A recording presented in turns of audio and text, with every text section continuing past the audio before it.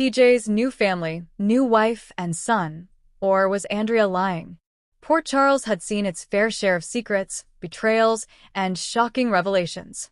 But when Andrea Caldwell arrived in town, claiming to be TJ Ashford's wife and presenting a young boy as a son, everyone was left reeling. Was she telling the truth? Or was this yet another well-orchestrated lie meant to unravel TJ's life? A shocking arrival. TJ Ashford had finally settled into a peaceful rhythm. His career as a doctor at General Hospital was thriving. His relationship with Molly Lansing Davis had weathered its ups and downs, and for the first time in a long while, he felt a sense of stability. That was until Andrea Caldwell walked into the hospital, holding the hand of a young boy who looked eerily familiar. "I need to speak with Dr. Ashford," Andrea said, her voice steady, but laced with nervous energy. TJ, busy finishing up a case, barely looked up. "That's me. Can I help you?" Andrea took a deep breath before uttering the words that sent TJ's world into a tailspin. "I'm your wife. And this," she looked down at the child, who clung to her side, "is your son." The storm begins. Molly's heart sank when she heard the news. She knew TJ better than anyone. He wasn't the type to keep secrets. But Andrea's claim wasn't just an ordinary deception, it involved a child. And that changed everything. "Tell me this is a mistake," Molly whispered, gripping TJ's arm as they sat in their apartment later that evening. "I don't even know her, Molly," TJ insisted. "This has to be some kind of setup." But Andrea was relentless. She had documents, marriage records, photos, even DNA test results that confirmed the boy, whom she called Elias, was TJ's biological son. How could that be possible? Secrets from the past. Determined to get to the bottom of the mystery, TJ dug into his past. He vaguely remembered a time in college when he had gone to a medical conference in Chicago.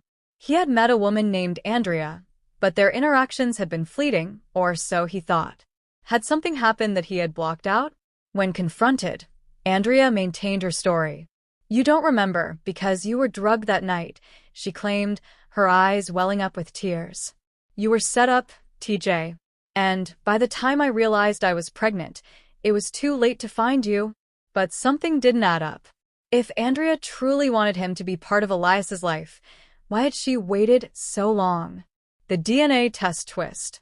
As doubts swirled, TJ decided to run a second DNA test, one supervised by a trusted colleague at General Hospital.